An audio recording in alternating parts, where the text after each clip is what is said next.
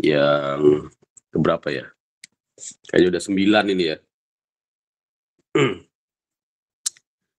Baik rekan-rekan, kita bertemu secara online lagi.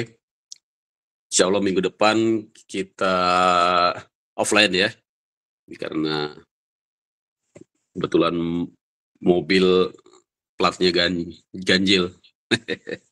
Di minggu depan sih insya Allah bisa. Jadi kita ada jatah 2 kali offline, kita manfaatkan besok ya, atau nanti kita cari lagi. Tapi insya Allah minggu depan kita offline. Baik, ini saya record ya rekan-rekan, sehingga bisa disimak lagi nanti lewat YouTube saya. Semoga bagus hasilnya. Pokok bahasan kita tentang sebuah hal yang sangat penting dalam melakukan penelitian ilmiah di bidang hukum, tidak lain adalah bagaimana melakukan analisa ya terhadap bahan hukum.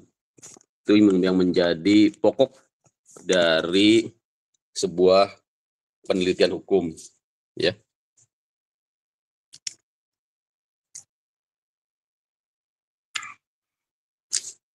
Nah, ciri khas dari penelitian hukum ya, kan tidak lain adalah penggunaan bahan hukum ya.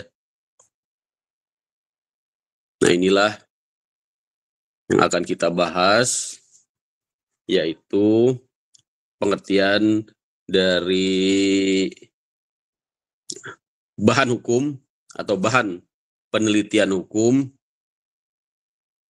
yaitu informasi yang merupakan unsur-unsur dari peristiwa hukum. Jadi menulis karya tulis ilmiah hukum tidak lain adalah ya, menyajikan bahan-bahan ya, bahan-bahan penelitian hukum, yaitu informasi yang merupakan unsur-unsur dari peristiwa hukum. Jadi harus dipahami dulu apa itu peristiwa hukum ya. Jadi ada peristiwa hukum dan ada peristiwa non hukum. Yang menjadi bahan adalah peristiwa hukum. Apa itu peristiwa hukum? Tidak lain adalah tindakan-tindakan ya, sikap tindak hukum ya, meliputi sikap tindak sepihak ya. Artinya perbuatan orang ya sebagai reh ya, reh person ataupun natural person, kemudian sikap tindak jamak pihak ya, artinya tadi suatu organisasi ya, atau suatu kelompok atau suatu negara ya, sikap tindak serempak ya. Ini bisa kita pahami misalnya tindakan yang dilakukan oleh masyarakat ya, yang memiliki keseragaman ya, kesepakatan, kira-kira itu ya rekan-rekan yang menjadi bahan dalam penelitian hukum. Jadi harus ya dipastikan bahan-bahan tersebut merupakan unsur-unsur dari peristiwa hukum ya. Jadi kita coba lebih dalam lagi bahas. Jadi bahan dalam penelitian hukum selain tindak hukum ya yang tadi kita lihat, juga meliputi subjek dan objek hukum ya. Subjek hukum ya, baik berupa person ya. Person itu badan hukum privat ya, baik reh person maupun natural person. Pejabat negara ya, pejabat negara ini subjek hukum di bidang hukum administrasi negara ya. Kemudian badan hukum, ya, termasuk badan hukum publik, ya, badan hukum publik atau lembaga-lembaga, ya, kementerian, lembaga negara, ya, termasuk di dalamnya juga kelompok-kelompok kepentingan. Ini masuk ke dalam subjek hukum. Artinya yang dapat melakukan, ya, bertindak, melakukan perbuatan hukum, ya, menerima hak dan melaksanakan kewajiban hukum. Nah, kemudian objek hukum, ya, objek hukum juga harus kita perhatikan, ya, sebagai bahan dari penelitian hukum, ya, terutama adalah peraturan, ya, objeknya berupa peraturan, perikatan-perikatan, benda-benda, dan sebagainya. Biar rekan ya, semoga bisa dipahami.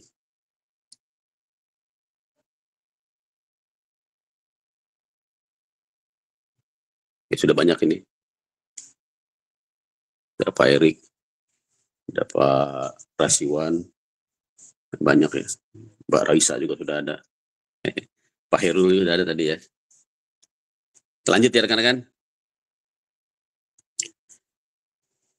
Sumber bahan hukum sekunder.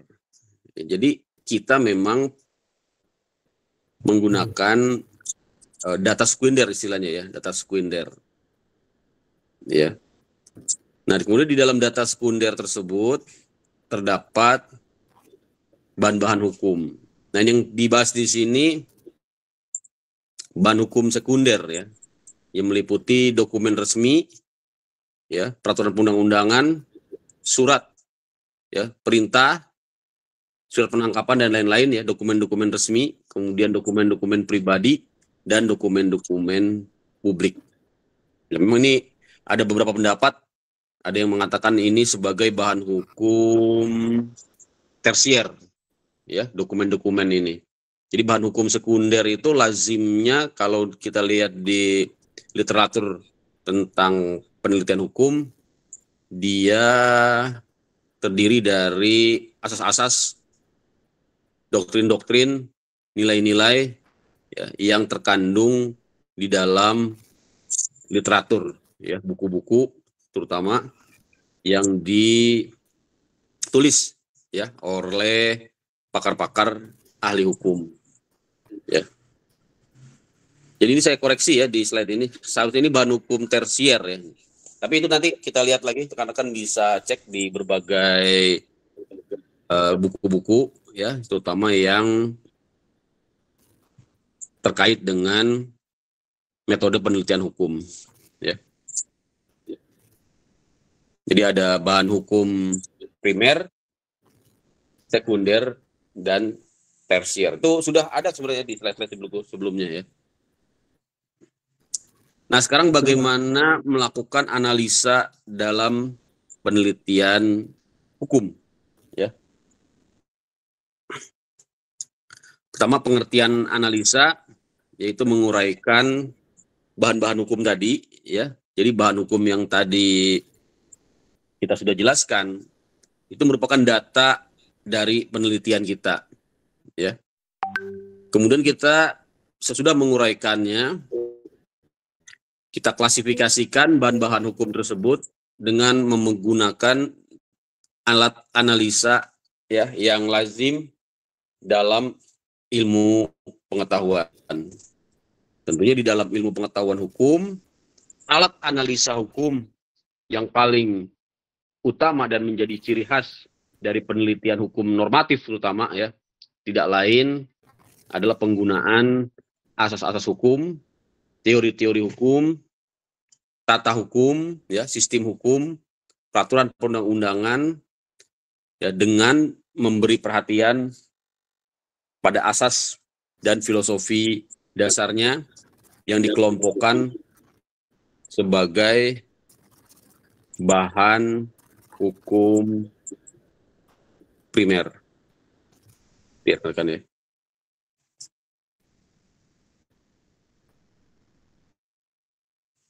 Semoga bisa dipahami. Nanti mungkin diskusi aja biar lebih jelas. Nah, bagaimana bentuk-bentuk analisa hukum? Inilah yang rekan-rekan bisa pilih, tentunya sesuai dengan kebutuhan dan tujuan dari penelitian hukum yang akan rekan-rekan nanti buat di dalam tugas akhir. Yang pertama, menarik asas-asas hukum. Ya. Berikutnya, menelaah sistematika hukum, menelaah sinkronisasi hukum, melakukan perbandingan hukum, dan terakhir, mengkaji sejarah hukum. Nah, inilah 5 bentuk analisis hukum yang bisa rekan-rekan lakukan ketika melakukan penelitian hukum. Ya. Dari praktek yang saya lakukan, ya semuanya saya lakukan. Ya, pertama meneliti asas hukum, seperti misalnya di dalam tesis saya dulu, ya, ketika saya melihat permasalahan sengketa, ya, di pengadilan pajak, maka saya mencoba menarik asas-asas hukum dari sebuah kasus, yaitu kasus tentang kepabeanan, ya, di mana hakim membebankan pembuktian kepada pihak yang mendalilkan, ya. Ada pula hakim, ya, yang membebankan pembuktian kepada pihak yang dituduh. Ya, jadi ada 2 jenis pembuktian. Dari situ saya mencari asas apa, ya, prinsip-prinsip apa yang sedang dilakukan oleh hakim, sehingga tujuan dari penelitian saya adalah menjelaskan, ya, fenomena hukum berupa perbedaan pendapat hakim dalam memutuskan satu perkara. Dan saya menemukan sebagai hasil dari penelitian tesis saya yang disebut dengan asas pembuktian bebas, gitu ya. Jadi di dalam peradilan tata usaha negara, di mana pengadilan pajak bagian dari pengadilan tata usaha negara, memang menggunakan asas pembuktian bebas, di mana hakim tidak terikat, ya, pada jenis pembuktian tertentu, ya, kemana pembebanan pembuktian, apa jenis-jenis alat bukti yang harus disampaikan, diberikan kebebasan kepada hakim. Ya, kemudian saya juga menemukan yang disebut dengan asas pembuktian terbalik atau shifting the burden of proof, ya, di dalam, ya, putusan-putusan hakim yang saya analisa. Nah, itu contohnya rekan-rekan. Kemudian bagaimana menelaah sistematika hukum. Ini yang paling banyak dilakukan, ya. Ini hampir sama yang pertama dan yang kedua dan ketiga ini, menelaah sistematika atau menelaah sinkronisasi hukum. Ini juga saya lakukan baik di disertasi, tesis maupun skripsi saya, yaitu ketika kita mendapatkan permasalahan hukum berupa hukum yang tidak adil, maka kita telaah sistematikanya, artinya muatan substansinya, apakah sudah sistematis sesuai dengan teori perundang-undangan atau teori hukum murni yang dikeluarkan oleh Hans Kelsen dalam bentuk Stefan Bau teori. Itu rekan-rekan, ya, itu yang paling banyak, ya, dan saya kira wajib, ya, setiap tulisan ilmiah yang berkualitas harusnya memunculkan penelaahan sistematika hukum, penelaahan sinkronisasi hukum, gitu ya. Di situ akan menimbulkan satu kesimpulan. Pertama, ya, tesis statement berupa permasalahan adanya ketidakjelasan, ketidaksinkronan, ketidaksistematisan hukum, gitu ya. Nah, sehingga nanti kesimpulan dan sarannya adalah reformasi dari substansi hukum tersebut. Itu yang saya lakukan baik di S1, S2 maupun S3. Saya harapkan tulisan rekan-rekan nanti juga memunculkan hal tersebut ya. Tapi memang belakangan saya lihat ya sudah mulai jarang ya, rata-rata di tingkat S1 bahkan di tingkat S2 di IBLAM ini, dan pelan-pelan saya ingin kembalikan lagi kepada kualitas penulisan yang sebenarnya ya. Kebanyakan hanya berisi ya cuplikan dari pasal-pasal sebagai kajian normatifnya dan kajian empirisnya hanya ya cuplikan atau intisari dari putusan hakim. Ya, tidak ada analisa asas-asas hukum, tidak ada analisa sistematika hukum, sinkronisasi hukum, apalagi perbandingan hukum dan sejarah hukum gitu.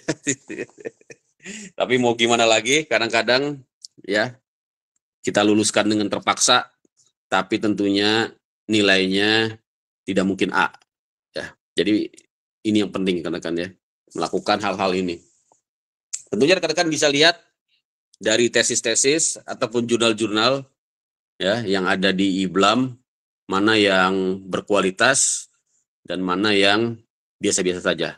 Tapi memang tugas yang baik adalah yang lulus gitu ya. Jangan kita juga terlalu idealis sehingga tidak selesai gitu ya rekan-rekan. Bagaimana menarik asas-asas hukum? Tadi ya contohnya ya, menafsirkan ya permasalahan berdasarkan kaidah-kaidah hukum, yaitu pasal-pasal dalam hukum positif ya. Kemudian mengelompokkan kaidah-kaidah hukum yang terkait dengan permasalahan, menilai kedudukan hukum ya dari kaidah-kaidah hukum yang terkait dengan permasalahan dengan mempergunakan asas-asas hukum ya. Baru nanti merumuskan hasil dari analisa kita. Ya, ini memang membutuhkan kesungguhan, ya, bakat, ya, dan juga antusiasme, ya, harus passion. Kadang-kadang kalau ya kurang passionnya, nggak ketemu ini ya. Bagaimana melakukan analisis dengan cara menarik asas-asas hukum.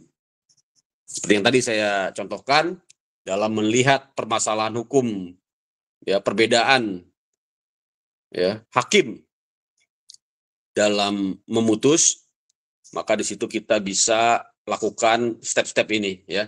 Pertama, kita jabarkan pasal-pasal dalam hukum positif yang ada.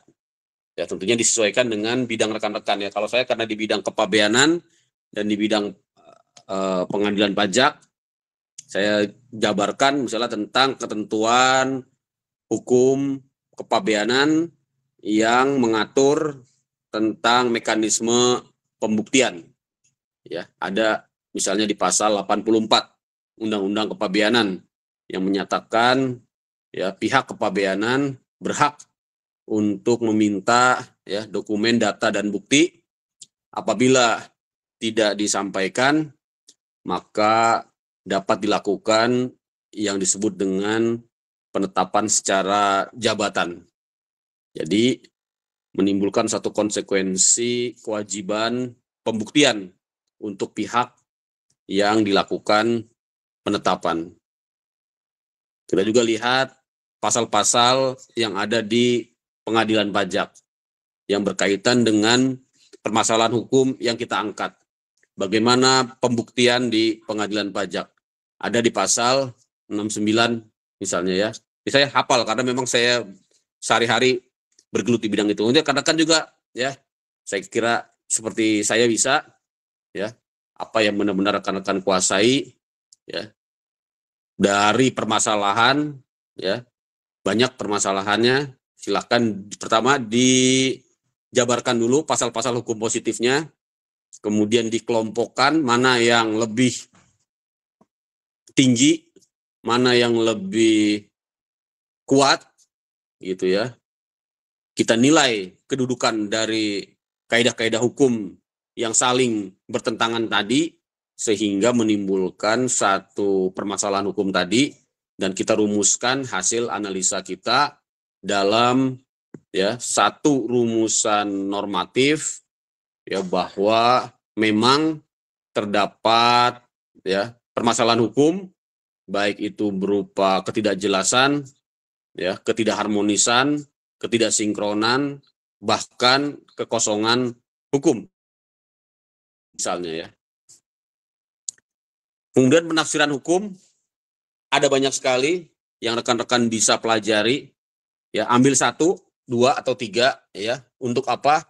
Tadi ya, untuk menilai kekuatan, ya, kedudukan dari norma-norma yang sudah kita jabarkan di awal, baik penafsiran secara gramatikal, sistematis, historis, teologis, autentik, dan penafsiran analogi. Oh, yang tadi perbandingan hukum belum ya?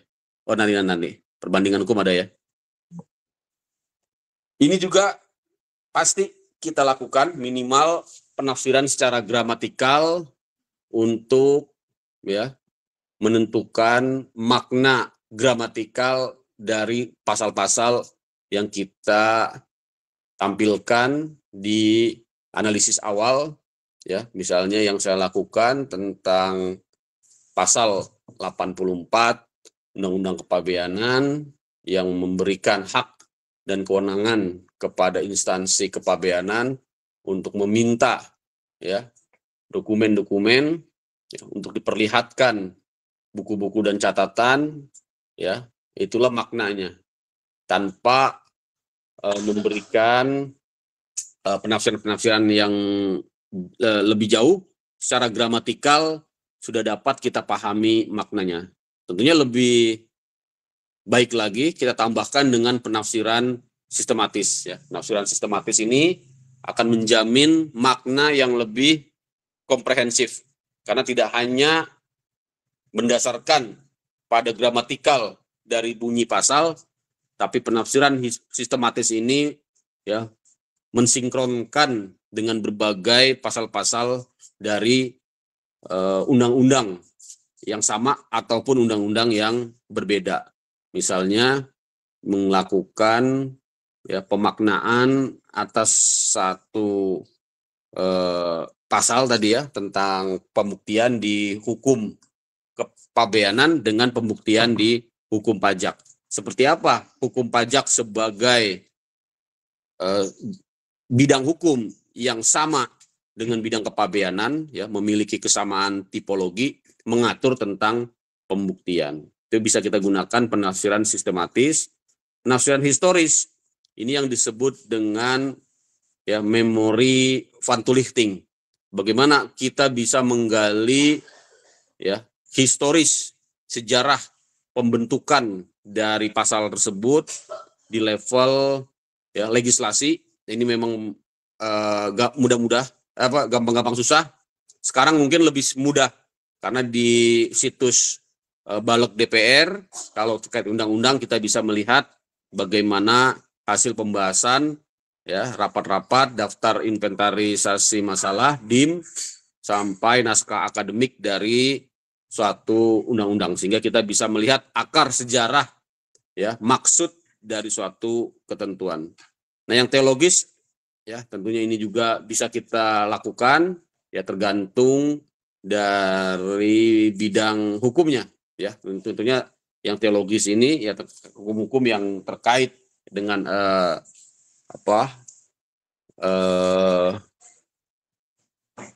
dasar-dasar ya kehidupan bernegara misalnya ya, kita bisa kaitkan juga dengan penafsiran-penafsiran teologis ya.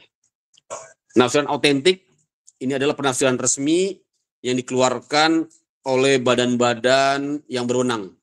Seperti misalnya Mahkamah Konstitusi adalah lembaga negara yang berwenang untuk menafsirkan konstitusi. Maka penafsiran ya dalam bentuk putusan Mahkamah Konstitusi adalah penafsiran otentik ya yang memberikan kejelasan makna tentang ya suatu permasalahan hukum. Nah, berikutnya penafsiran analogi. Ya, penafsiran analogi ini ya tadi ya hampir sama dengan penafsiran perbandingan ya. Ya, tapi dia memang lebih luas ya. Analogi ini kan menganalogikan atau menyamakan ya satu peristiwa dengan peristiwa lain yang bisa dipersamakan gitu. Jadi semacam perbandingan juga ya. Penafsiran dengan melakukan analogi. Ya, kalau di hukum Islam ini lazim disebut kias namanya, kias ya, ketika tidak ada aturan yang jelas di tingkat ya kitab suci ya atau hadis, maka digunakan kias atau analogi untuk mengambil ya istilahnya kalau di dalam hukum Islam itu apa namanya?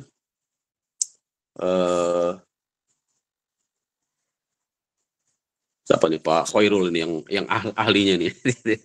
Mengambil suatu mujtahid gitu ya. Mujtahid kalau tidak salah ya. Jadi semacam apa namanya? Penemuan hukum lah gitu ya. Jadi hampir sama sebenarnya metode-metodenya ya. Itu yang kita lakukan di dalam menganalisis bahan hukum. Ya, tidak lain adalah melakukan penarikan asas-asas dan penafsiran hukum untuk apa tadi ya? Untuk menemukan, menyimpulkan, merumuskan memang terdapat permasalahan hukum, dan kedua tentunya bagaimana ya menarik kesimpulan dalam bentuk perbaikan atau reformasi ya substansi hukum tersebut. Biarkan ya. Berikutnya menelaah sistematika hukum, yaitu dilakukan bila permasalahan penelitian menyangkut kedudukan hukum suatu hukum positif untuk memperjelas ya pengertian-pengertian dasarnya meliputi subjek hukum, hak dan kewajiban, peristiwa hukum, hubungan hukum dan objek hukum. Ini pula yang saya lakukan di level tesis ya maupun di level disertasi, juga di level skripsi, yaitu meneliti kedudukan hukum ya terkait dengan perjanjian misalnya ya, yang saya lakukan perjanjian internasional yang sudah diratifikasi, bagaimana kedudukannya, apakah perjanjian internasional yang sudah diratifikasi, misalnya perjanjian free trade antara Indonesia dengan ASEAN dalam bentuk ya piagam ASEAN misalnya ya, atau dalam bentuk perjanjian penurunan tarif ya. Kedudukannya seperti apa ketika sudah ditandatangani dan diratifikasi, apakah dia menjadi hukum positif yang berlaku dan memiliki kekuatan mengikat ya. Apakah perjanjian internasional tersebut dapat dikatakan sebagai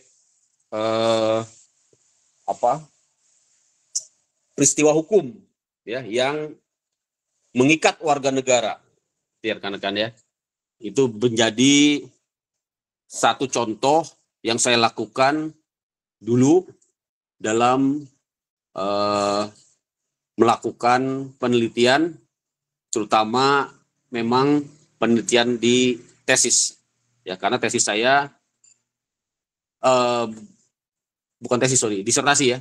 Disertasi saya terkait dengan sengketa tarif yang bermula dari pertentangan hukum antara perjanjian internasional dengan domestic law yang ada di dalam peraturan Menteri Keuangan.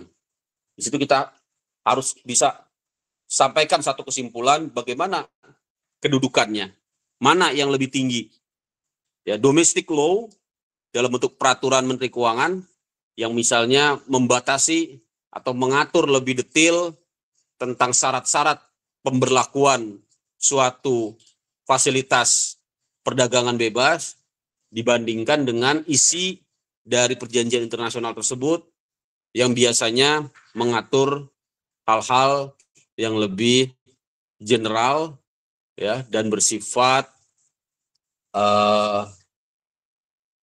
lebih filosofis ya, lebih filosofis atau bersifat lebih biasanya perjanjian-perjanjian internasional itu cenderung memberikan pengaturan-pengaturan yang lebih umum gitu ya. Seperti misalnya di dalam perjanjian perdagangan bebas ya disampaikan hal-hal yang bersifat umum seperti keharusan masing-masing negara untuk memberikan fasilitas, keharusan masing-masing negara ya untuk menghormati keputusan para pihak dan hal-hal yang bersifat umum normatif. Ya, itu rekan-rekan ya, contohnya ya. Nah, berikutnya bagaimana melakukan sinkronisasi hukum? Di sini ada dua bentuk sinkronisasi hukum yang rekan-rekan bisa angkat sebagai satu cara untuk menganalisis dalam melakukan penelitian hukum, yaitu sinkronisasi hukum secara vertikal dan sinkronisasi hukum secara horizontal. Ya, secara vertikal maksudnya adalah melihat dari hierarki hukum positif. Maka di sini kita gunakan teori hierarki perundang-undangan. Karena kan juga bisa merefer kepada undang-undang ya P3 ya, pembentukan peraturan perundang-undangan yang baru saja di amandemen ya di tahun 2022 kalau tidak salah ya, 22 atau 23 ya, sebagai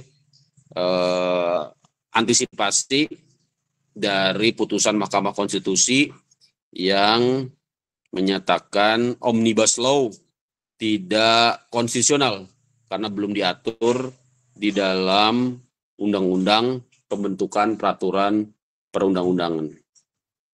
Berikutnya sinkronisasi horizontal, yaitu menilai hubungan fungsional antar hukum positif. Ya, ini juga penting karena sesama undang-undang seringkali saling bertentangan, seringkali saling tumpang tindih, ya, seringkali saling tidak harmonis. Lihat kan ya. Nah, yang terakhir, dan ini yang saya sangat sarankan, ya, yaitu melakukan perbandingan hukum. Memang ini biasanya muncul di level S3, ya, atau S2. Tapi kalau rekan-rekan sekarang mau melakukannya, itu juga sangat luar biasa, ya, seperti yang saya lakukan. Baik di S1, S2 ataupun S3, saya sudah melakukan analisa dengan metode perbandingan hukum. Apa yang diperbandingkan? Yaitu bidang hukum yang memiliki kesamaan, ya, yaitu hukum kepabeanan dengan hukum pajak. Itu yang saya lakukan. Apa yang kurang di hukum kepabeanan bisa diperbaiki dengan melihat contoh yang ada di hukum pajak. Misalnya terkait penyelesaian sengketa, di hukum kepabeanan misalnya tidak mengenal jenis penyelesaian sengketa yang disebut dengan Mutual Agreement Procedure atau MAP ya. Dan itu ada di hukum pajak internasional yang dikeluarkan oleh OECD dan diadopsi oleh Indonesia dalam undang-undang Undang-Undang Harmonisasi Peraturan Perpajakan ya, pasal 27C ya, ketika ada sengketa antara wajib pajak luar negeri dengan otoritas kepabeanan Indonesia. Maka salah satu pihak, baik otoritas negara ya wajib pajak dalam negeri, wajib pajak luar negeri, termasuk otoritas pajak negara mitra dapat meminta untuk dilakukan mutual agreement prosedur yang nantinya keputusannya merupakan keputusan yang mengikat, bahkan dapat menganulir keputusan pengadilan, bahkan keputusan peninjauan kembali Mahkamah Agung di negara Indonesia, termasuk juga di negara-negara mitra Indonesia. Itu ya rekan-rekan ya, itu contohnya perbandingan-perbandingan hukum yang bisa kita lakukan. Ya. Terakhir, sejarah hukum, ya ini pun sangat saya anjurkan dan menjadi ciri khas ya dari pendekatan sejarah atas penelitian hukum. Tidak lain fungsinya untuk mencari kebenaran hakiki dari makna suatu undang-undang. Yang dimaksud dengan penelitian sejarah hukum adalah menganalisa dokumen-dokumen berupa risalah pembentukan undang-undang, pembahasannya, naskah akademik, keterangan para tim perumus, ya, pendapat para fraksi, misalnya ya. Nah, itu yang disebut dengan penelitian sejarah hukum. Ya. Jadi tidak lain penelitian sejarah hukum ini sebenarnya adalah penelitian historis, ya, bukan historis. Artinya meneliti tentang fakta-fakta ya terbentuknya undang-undang. Rekan-rekan ya. Sudah cukup rekan-rekan yang saya sampaikan, semoga bisa dipahami. Nanti bahannya akan saya sampaikan ke ketua kelas Pak Prianto. Ya, Pak. Semoga rekan-rekan bisa memahaminya. Ada yang ingin didiskusikan? Tugas ya, buat ragangan atau rancangan penelitian yang kemarin sudah saya share ke Pak Suprianto. Ada 6 ya, mungkin saya share lagi ya. Biar rekan-rekan ingat. Nanti saya buka dulu ya. Mana saya naruhnya? Tugas.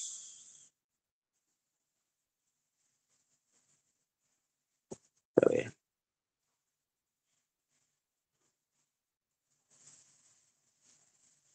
Silakan kalau ada yang mau didiskusikan.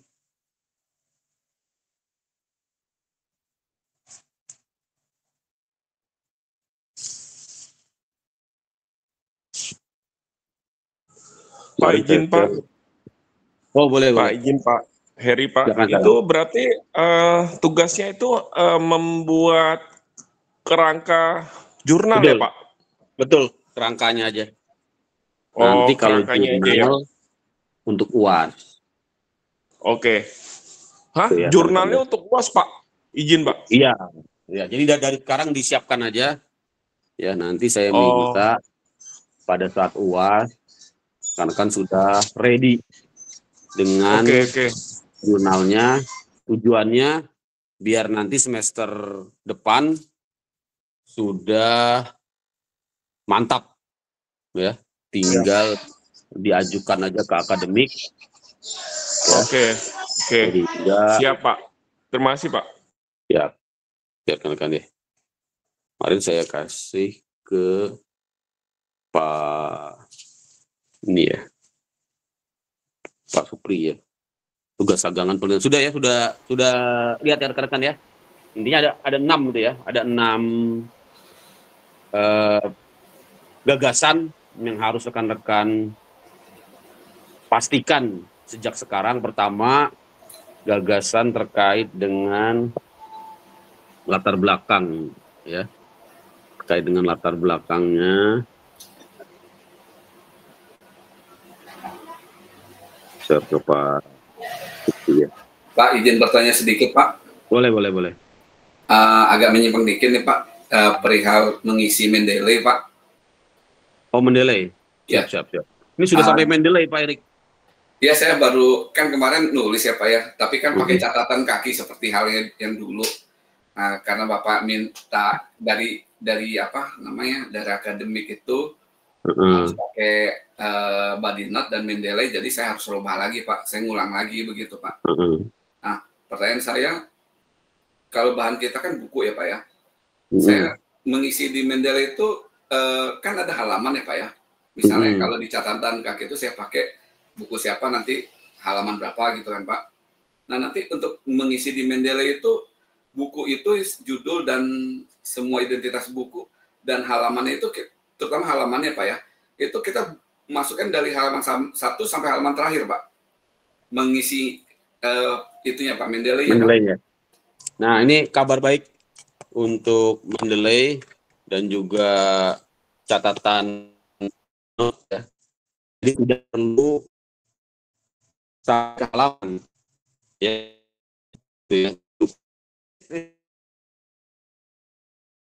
punya ya. Betul. Oh, oke. Soalnya saya bingung kalau saya pelajari dari itu ya kan harus masukin halaman ya Pak ya. Nggak usah. Satu nggak sampai halaman ya. Seratusan. Jadi kalau dari internet bagaimana Pak? Kalau contoh dari Indonesia apa itu sebenarnya .com gitu. Rekan-rekan bisa install plugin ya. Plugin itu jadi nanti kalau pakai Chrome cari aja plug atau di googling aja. Ini saya kasih ini ya. Jadi contoh.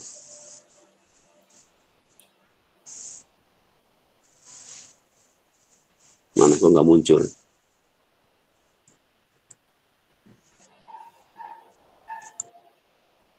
Sorry. Nanti di googling aja rekan-rekan, cari aja Mendeley plugin ya, plugin bacanya plugin ya. Jadi di Chrome itu ada. Nanti rekan-rekan install, cari di YouTube banyak itu tutorialnya. Ya, nanti ketika mendapatkan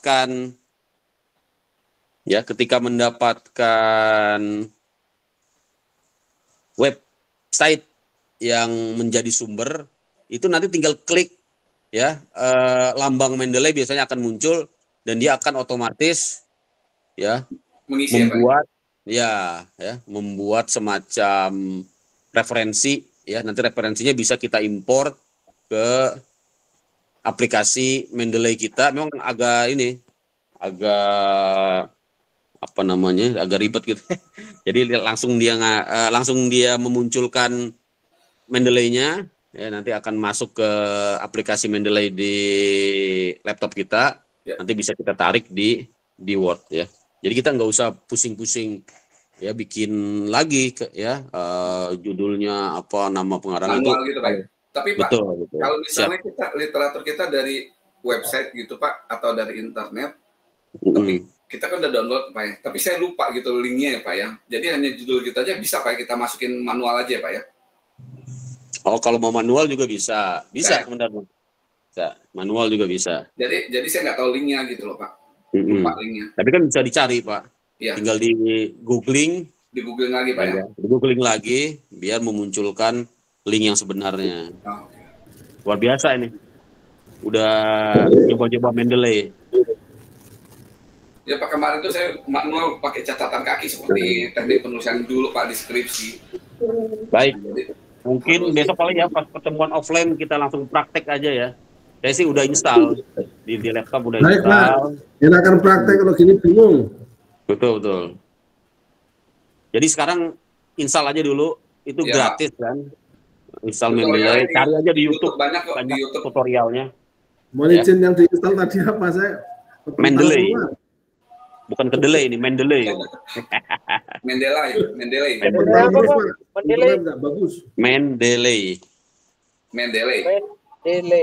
Iya. Logonya huruf M merah gitu ya? Iya. Ini di googling ya Pak ya? Googling. Nanti bikin itu Pak Supri akun, diarahin kok, tutorialnya ada.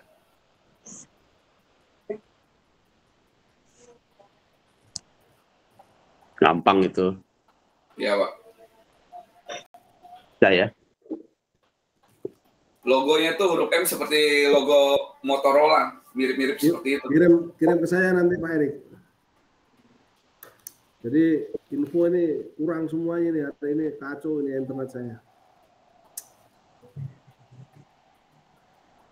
Nah, ini contohnya ya.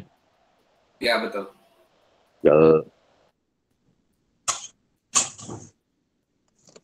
Delay. Ini kita buka. Gampang. Nah, kita sign in, kita bikin akun dulu ya. Create akun. Kalau saya udah ya, nanti nih, sign in. Kalau saya tinggal sign in aja. Masukin email.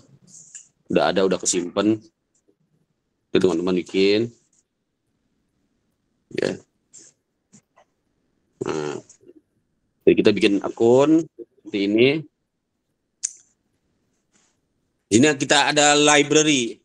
Sini ya library. Library ini kumpulan referensi-referensi yang sudah kita save. Ya, kalau saya udah banyak. Dulu bikin disertasi, nah ini udah banyak ya. Kumpulin, ya banyak banget. Nanti kita manggilnya di Word gampang. Gitu ya. Pak, kita install dulu yang ya. Yang sudah kita simpan di library itu ininya apa kalau kita nulis nih biasanya itu apa kita susun dulu ya Pak ya, link-link ini apa sumber-sumber yang sudah kita tersimpan di sini di Mendeley. Dia nanti otomatis itu. Iya, otomatis Bu. Jadi ini kan kita ceritanya tadi sebelum kita ke library ya, kita nyari nih misalnya. Nyari ya hukum, cari gini ya. Hukum pajak gitu ya. Terus ntar top kan sebanyak nih, sabrek nih ya. Kita buka-buka, ada jurnal Puspitasari misalnya. Nah, ini kita baca abstraknya aja. Nggak usah kita buka semua. Nah ya, ini langsung kita save. Ya. Oh, ini udah pernah saya save ya. Kalau udah pernah saya save dia langsung view in library. Kalau yang belum, nah kita bisa klik ini ya, add to library. Ini ya, tinjauan hukum pajak tentang e-commerce. Nah, kita add atau kita baca dulu ya, karena kalau kita add nggak ada hubungannya juga ya, nggak buat apa ya. Kita baca dulu, nah, kita add ya. Kita add. Nah, dia sudah masuk ke library kita otomatis ya. Kalau nggak percaya, kita lihat view in library. Nah, ini yang baru masuk ya, tinjauan hukum pajak tentang e-commerce. Jadi bagaimana cara kita memanggilnya sebenarnya kita bisa klik kanan aja ya, copy formatted citation. Ini juga bisa, ini kalau kita belum install ya di Word kita. Kalau saya kan udah install nih. Jadi kita install juga aplikasinya seperti ini. Kan dulu saya share ini aja deh. Share screen aja ya. Kalau ya rekan-rekannya. Stop present. Share screen aja deh. Window. Pak, nanya sedikit Pak. Boleh. Misalnya di Mendeley itu, library itu kita udah masukin jurnal-jurnal dan literatur buku segala macam Pak. Nanti kan banyak nih Pak. Misalnya ada 20 gitu Pak ya. Misalnya katakan 20. Ternyata pada kenyataannya kita menulis hanya memakai 15 gitu Pak. Yang dari library kita itu. Nanti untuk daftar pustaka yang kepake, yang ke-save itu yang 15 yang kita pakai ya Pak ya? Iya dong. Dia kan 20 di library ya? Itu kan cuma penampungan aja. Nanti ya? mana yang pakai ketika kita pakai di sesuai di body note ya Pak ya? Iya. Nih seperti ini ya. Ini kan ini aplikasi kalau kita sudah install. Terus kita sign in, maka yang tadi di web ya, di web Mendeley ini ada di aplikasi laptop kita. Sama ini ya. Nah, nanti di Word kita buka ya. Misalnya Eh, ini Word ya, ada Word. Kita buka. Bentar ya.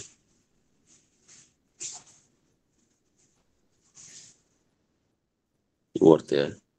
Nah, di sini ada reference ya. Kelihatan ya, ada Nah, di sini ya, open Mendeley. Nah, kita pilih mau pakai apa stylenya. Biasanya kalau di IBLAM pakai American Psychology Association. Ya, kita pilih, oke. Oke, dan kita kembali ya. Nah, misalnya di sini kita ngetik ya, hukum pajak gitu ya, sangat penting gitu ya. Misalnya nih, gedein ya. Ini menurut siapa? Nah, kan tinggal kita insert citation. Di sini ada ya, insert citation. Kita cari tadi hukum pajak. Nah, ini ya. Ini banyak nih, karena saya udah banyak banget. Yang mana ya kira-kira? Nah, ini ya, hukum pajak. Nah, kita sep. Nah, itu otomatis dia. Ya. Pak Richard Burton ini bukunya. Ya, ini dosen IBLAM juga. Ilyas dan Burton 2013 karena menggunakan APA ya. Tapi kalau menggunakan footnote, kita jangan pilih yang APA. Nanti kita cari di sini ya. More style. Yang footnote itu, tapi kita nggak pakai footnote ya. Kita body note. Footnote itu kalau nggak salah Turabian namanya. Ya, lupa yang mana ya. Yang body note aja Pak, biar gampang ingat-ingat. Body note aja lah ya. Footnote udah nggak dipakai sekarang. Nah gitu udah. Nanti kita mau bikin yang banyak kok ya. Apa belum gitu ya. menurut siapa tinggal kita insert citation. Tapi dikumpulkan dulu di library ya. Jadi yang penting itu. Nah, nanti ini bikin daftar pustaka juga otomatis ya. Bikin daftar pustaka. Nanti kita klik ini aja insert bibliografi. Nah, dia otomatis keluar daftar pustaka. Ya, daftar pustaka. Jadi enak sekali ini. Bikin daftar pustaka nggak usah manual lagi. Dia otomatis ya. Keluar dengan format yang benar. Ya, Pak. Ya, nulisnya udah nggak satu persatu, jadi langsung klik, langsung keluar.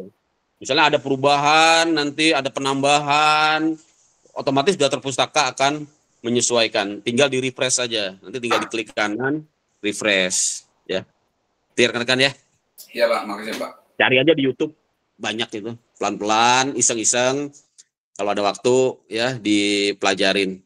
Saya juga belajarnya dari YouTube. Diterangin di kelas, nggak ngerti-ngerti. Iya Pak, betul Pak. Saya juga di YouTube ngulang-ngulang juga Pak. Iya, ngulang. Ini baru temu, Pak. menarik. Ya. Biarpun kita generasi kolonial, jangan kalah sama generasi milenial. Betul Pak. Oke ya, tapi sebelum ke Mendeley, karena kan pastikan tadi 6 gagasan itu ya, ragangan jangan sampai tidak punya. Ya. Mana sih ragangan? Oh, yang latar belakang, Ya. terus permasalahan, kerangka pikir, Betul. pembahasan, kesimpulan ya Pak. Betul ya. Itu dipastikan dulu. Kalau udah punya itu, masalah Mendeley, masalah bikin jurnal, mau bikin tesis itu kan cuma teknis pengembangan. Ya, Yang Pak. penting ide dasarnya, gagasan besarnya, karena kan sudah punya di kepala. Bukan di kepala, di kertas ya. Tinggal Mendeley nanti bisa aja lah. Serahkan ke ahlinya. Banyak di IBLAM juga. Ya, kontak aja Pak. Siapa tuh? Pak Hamzah. Isam. Ya, Isam. Pak Hamzah. Ya, kasihlah uang ini. Kopi gitu. Pak, nanya lagi dong Pak. Siap. Halo. Silakan.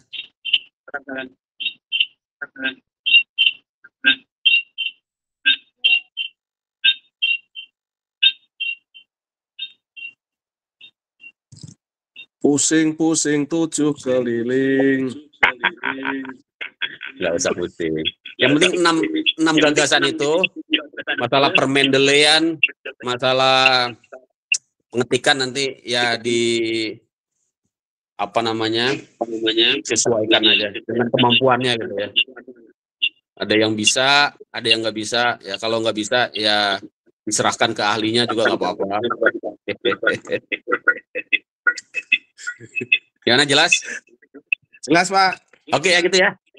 Jadi tugasnya siapkan itu ragangan penelitian itu, saya pengen kan semuanya sudah yakin punya itu, sehingga untuk melangkah ke bentuk sistematika artikel itu tinggal masalah teknis saja.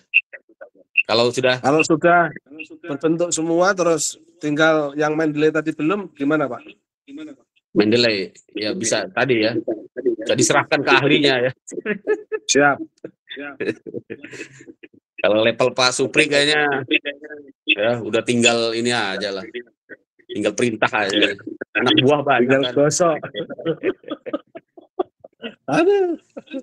Baik, terima kasih ya rekan-rekan ya. Saya kira itu minimal tadi Terima kasih, sudah tahu sama-sama cara menganalisa dalam penelitian hukum. Terima kasih, saya kira cukup ya. Insya Allah minggu depan kita ketemu offline sambil disiapkan tugasnya tadi, ragangan penelitian ya. Nanti saya kasih ke Pak Supri lagi lah, kayaknya masih ada. Siap. Sih masih ada ya.